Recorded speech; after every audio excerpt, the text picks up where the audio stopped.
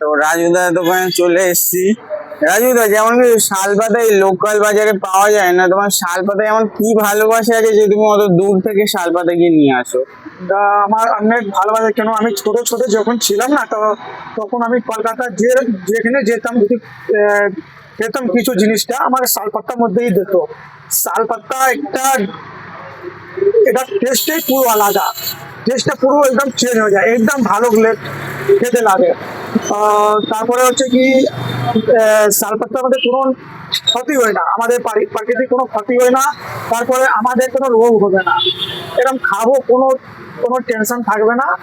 আর আমার কোনো রোগও কোনো ক্ষতি হবে না, রোগ হবে না। তারপরে আমাদের বাতাবরণ ওটারই কোনো ক্ষতি হবে না। এই জন্য শালপাতা খেতে আমার খুব ভালো লাগে। আর আমি যদি শালপাতা আমি কলকাতা যেখানে পাই খুঁজে বার করবো, আর শালপাতা আমি খাওয়াবো। আর আমি সবাইকে রিকোয়েস্ট করছি যে আমাকে একটু সাপোর্ট করো। আমার দেখা দেখি সব শালপাতা যেখানে খাবার হচ্ছে সব শালপাতা ব্যবহার করবে।